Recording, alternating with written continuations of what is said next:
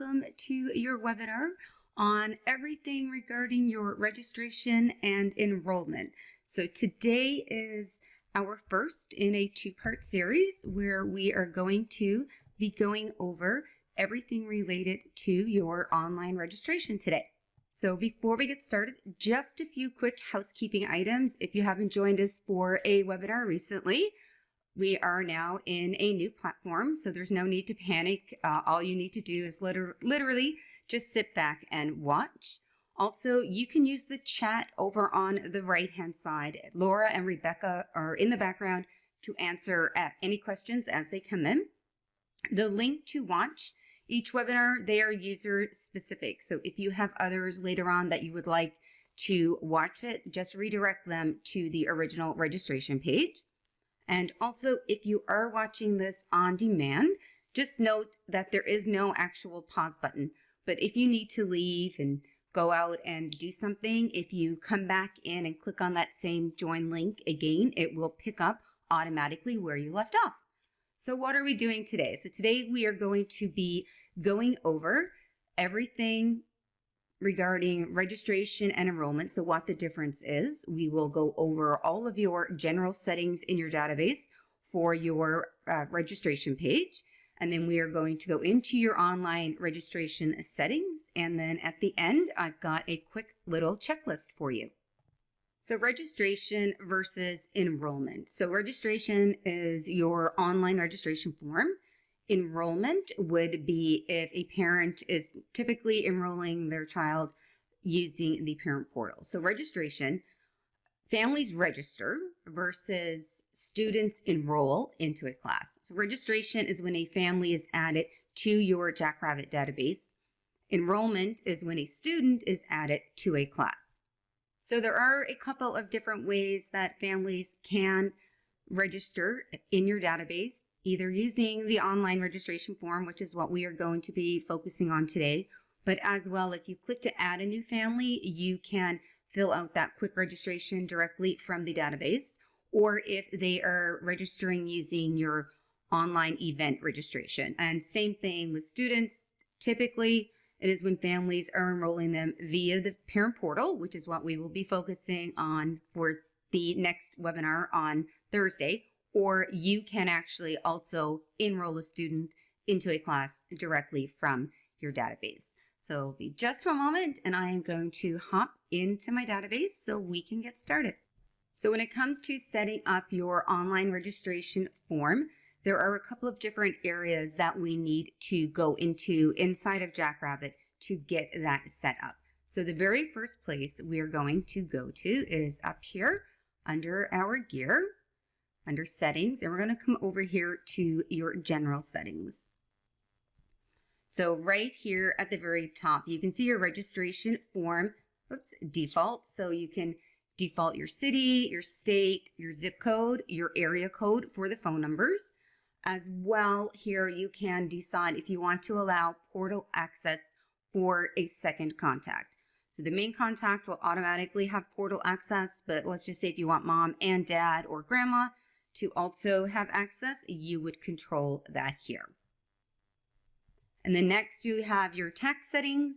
So this is whether or not you want to add your tax to your tuition fees and or your registration fees, and then also the place to add your ID number, your tax rate, and your tax label. So next we're just going to scroll down here to your student settings. So I do want to point out to everybody that there is the option to hide your gender as well. Hide citizenship is there. I always have that hidden on mine. But hide gender came out about, I'm going to say, a year ago. So what you are able to do is if you want to hide the gender from your database entirely. So it will not show on any of your students. It will not show on any of your classes. It will not show on your online registration form or your parent portal. So you do have the option though to keep your gender not hidden, which is what I have done. And I'm just going to show you why that is. So if I come up here now and I come up to my gear, oops, sorry, don't have to right here. I can come to my drop down list And then right here under my student, you can see that I have gender right here. So again, if I had gender hidden, it would not show right here on my drop-down list, but I am able to customize all of my gender options that I want. I can add in different abbreviations for it as well. I can hide this from my customers. I can hide it from users. So I'm just going to not hide it from my customers just to show you. And then I just need to click changes. So now this will be visible on my form as an option if I want it to show or not. And we will go over that option in just a little bit once we get into all of your settings. So the next part, we are going to come over to your online registration settings. So again, under the gear, under your settings, online registration. So this is going to bring up all of your settings for your online registration form. So we're just going to start with that. So the very top are just your general settings. We have your header text. If you want class enrollment. So do you want that hidden? Do you want it optional? Or do you want to make it required? This is very organization specific. Some organizations will have the class enrollment hidden because you may only want parents to enroll their children through the parent portal. And that could be for a number of different reasons, or you may require that they enroll if they do complete the registration form at that time. I have mine just there as optional. And then any instructions that you want to give your families, you can add that in the next box. Next, we have your Google tracking ID. If you take advantage of that, you can add that in there. And then next we have after registration is complete, I would like to display a confirmation message. So you can see where I have my message right there. Thank you for your registration. You will receive an email confirmation for your registration and or enrollment shortly, which is pretty much automatic. And then just please note, allow up to 48 hours for tuition to be posted to your account. Or you can redirect them. So if you were to choose redirect, you can put this here. And if you want it, you can actually put in your link to your parent portal. So again, if you were somebody, say, that had enrollment hidden and you wanted parents to go into the parent portal right away and enroll, that's a good idea to have that there. Or if you do allow enrollment, but you want your parents to go in and pay right away, then you could always direct them there as well. So I'm just going to leave mine back the way I had it. And the next, for that email confirmation that comes out, this is where you can customize that. So again, you can customize your text, decide whether or not you want to show your class dates in the email, show your instructor, and then next we just have your notification email. So I just have my Jackrabbit email. If I wanted to add another email address, I would just need to add a semicolon right here and then go ahead and add that additional address as well. And if I wanted to use my location email address, if available, I've got mine set so that it just comes to me directly. And then next we have registration fee settings. So do you want to post a registration fee? When do you want to post the registration fee? So only if they are enrolling in a class, or always? So no matter what, any brand new family that comes in, and they automatically have, I've got mine set to a $25 registration fee. You are able to select whether or not you want your registration fee to be per student, per family, or per student per class. So just keep these three options in mind. And then if you are posting per family, you can actually put a max amount if you have that. You can predetermine your transaction type if you wanted a subtype, a transaction subnote, add in your category 1. And do you want to use the first class session, yes or no? And I've got it set to yes, and right now it's for this 2020 summer session that I do have currently active and going on. So next we have show or hide information on the registration form. So there are some things that you may or may not want to hide. Just note though that this does not translate over into the parent portal. or to your website if you are using class listings tables. It is only just for that online registration form. So the instructor nickname, the openings, and the start and end dates. And then next we have our class search settings. So do you want to allow a waitlist when a class is full? Yes or no. You can control this directly for this form. And then what impacts the number of openings? So you can decide that there. So your waitlist, makeups, future drops, future enrolleds, quick registration, yes or no. And then next we have your filter settings. So because I do have gender turned on, do I want to apply a gender filter? Yes or no. I have that chosen to no, but I do have an age filter on my class. And then as well, I have the ability to switch out what the label of my category 1 is when it is showing in my search.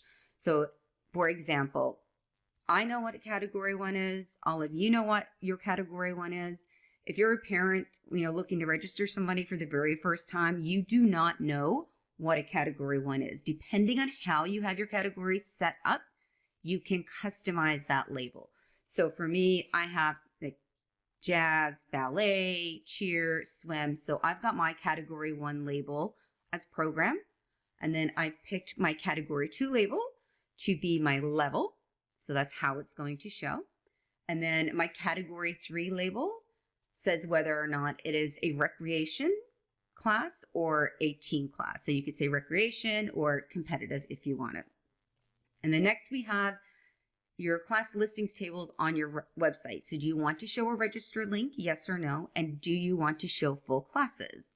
Yes or no. So again, this is totally up to you.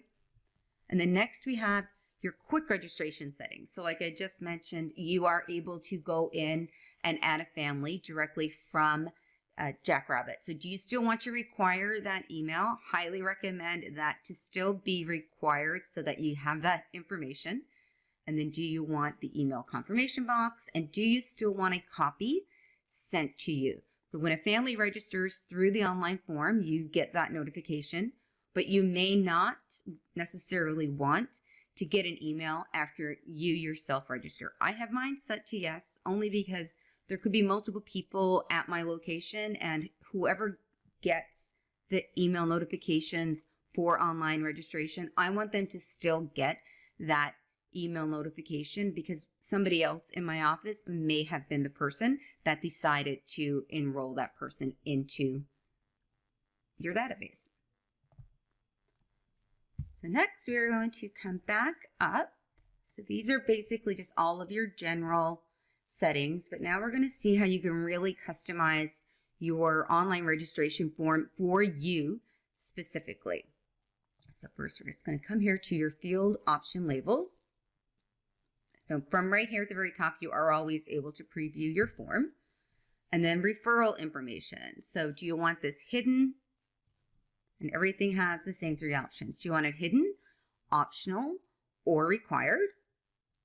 And then same thing with the referral name. Do you want it hidden or do you want it optional? I've just got both of mine hidden for now. There are kind of 2 trains of thought when it comes to an online form is, collect as much information as possible, and people require just about everything.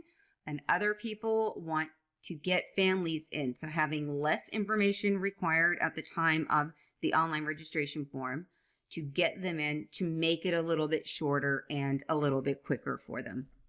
So next, under your family information, you are able to customize what you want your form to say. And then same thing for your family account name. Do you want it required, hidden, or optional? I've got that one required because I want to know what everyone's names are. And then on my form, you can customize that as well. So if you are, say, in an area where people are speaking English and Spanish, even though Jackrabbit doesn't have a Spanish version, you can kind of make this a little bit easier for a family that may speak a second language other than English.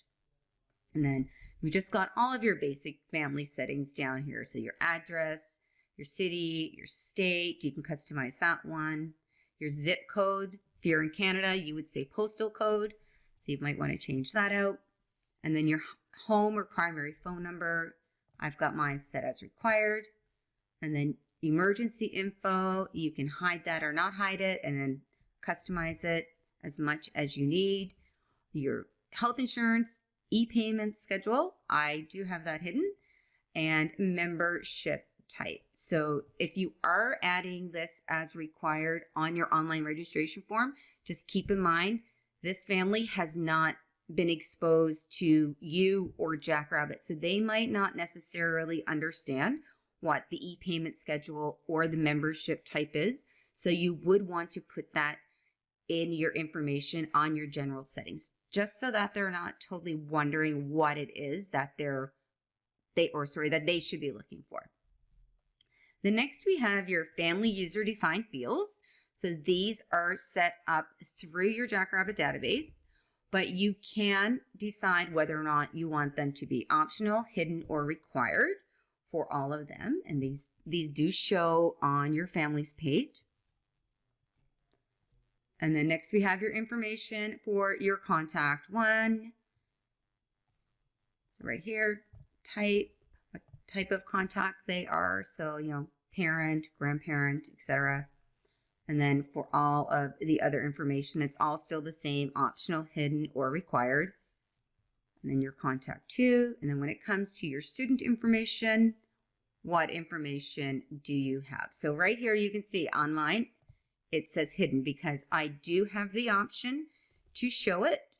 So I can say optional, and then all of my drop downs that I just showed you for my gender options will show. If I do not want to refer to it as gender, I can put a different label on it. Birth date is automatically required. Cell phone, I just had it hidden because for me, I may have a lot of younger students that don't have cell phones. If you are an organization that you have a lot of older students and you want to capture their cell phone number, you could always make that required or even optional. And then we have t-shirt size, and then school, grade level, transportation, disabilities, special needs, allergies, medications, primary doctor, immunization notes, and then skills notes. So this one should always stay hidden. This was for anybody that was using legacy skills. And if you're not sure what legacy skills are, then you are not using those. But then just keep in mind, you can, just for example, right here, I've got special needs. So in my database, it is going to show for me and my users special needs. But for my parents, I've got a social media release. So, and I've got that as optional. So they can agree to social media posts with their child in it, yes or no. And I do have that actually explained a little bit more in my legalese. Same thing with allergies, hidden, or, I could have it as optional and just let them know if it's blank, or sorry, if they do not have any allergies, they can just leave it blank.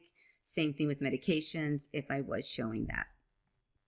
And then next, I've got my student user defined fields. So you'll see right here, this first one I have optional, and I have agree to photo release. So they will come here and agree to the photo release, yes or no.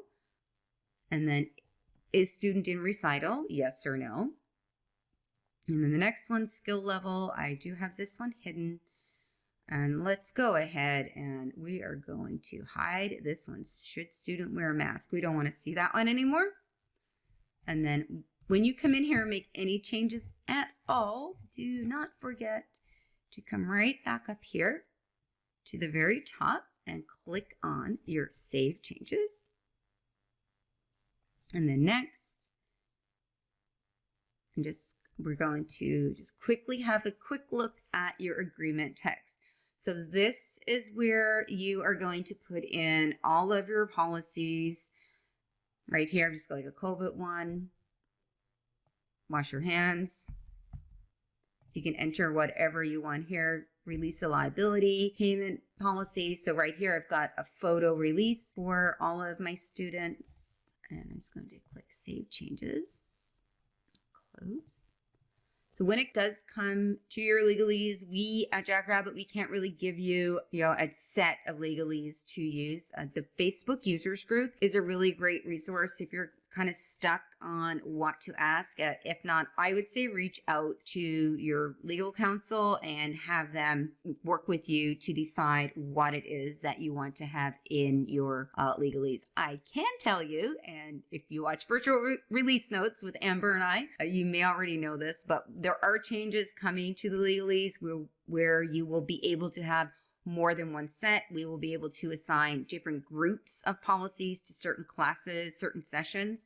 But for right now, if you have different things, you will need to put everything in one right here. The only exception being is if you are using events. Events are separate from this online registration form, so each event can have its own set of policies. I just want you to keep that in mind. So next, I just want to show you all something that is new. So I'm just going to come here to my all classes and bring up a class.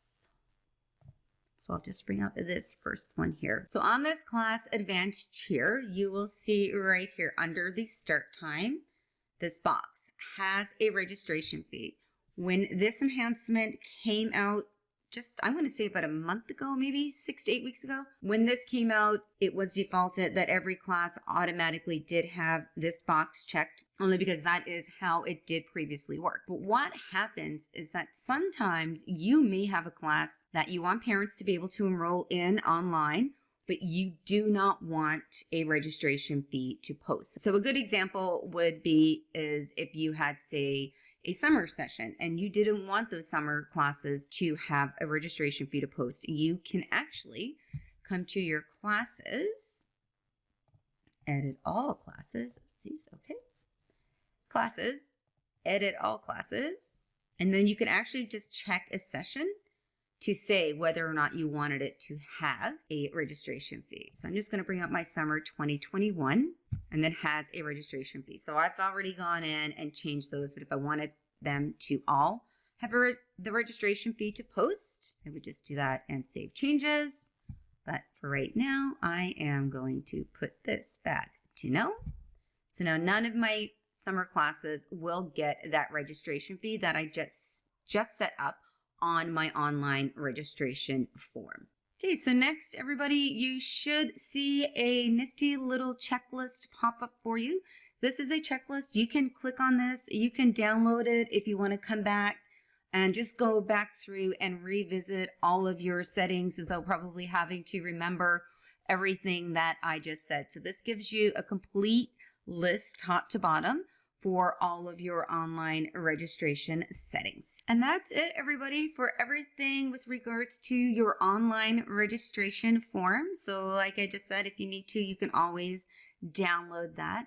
On Thursday, the day after tomorrow, if you haven't already registered, at the end of this webinar, I will pop up the link to register for that one. And we will be going over the parent portal settings. And one thing that I will point out that we are going over with that as well, because it is a new feature, is the requiring payment when parents enroll into a class. So right now, the way it is, you have the option that a person's spot or their seat, say, in a class is not secure until they have actually gone through the process of enrolling and officially checking out and submitting their payment. If you have any questions at all that weren't able to be answered, make sure just reach out to support. So this slide that I have up here right now is our connection slide, I call it. So everything that is in that green top row, you get to this screen by clicking on the question mark in your database. Everything that's in that top row, those are more how to, you do it yourself options. So you can check out things in the help center. Video help will bring you to our YouTube channel where Talina has a ton of videos there. I've got a playlist there with some quick 1 minute, magical minute things that people find really helpful if you just need to hop in and get to something really quickly. We have our staff training options. So, with September soon coming and probably getting ready to, ramp back up, all of you are going to be hiring new staff. That staff training options is a great resource for when you've got new people coming on board.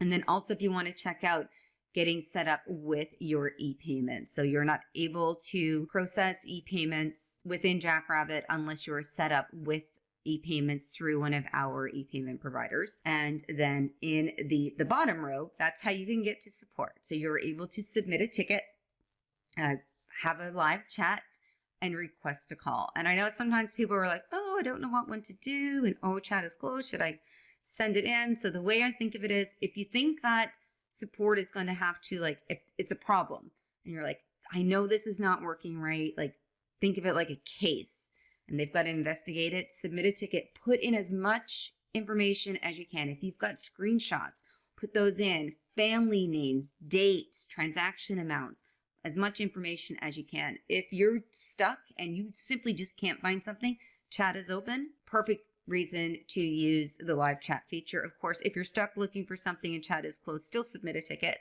and then request a call. There are numerous different call options that you can have, but one of the great ones are the checkup calls. And we recommend that you have those every 6 to 12 months. Somebody will get with you in your database over Zoom and they can answer any questions that you have, but also just go over your general setup with you, have a look at your categories, help you with some reports. And also the big thing is they can go over all of our latest features. So that is it, everybody. Thank you for attending.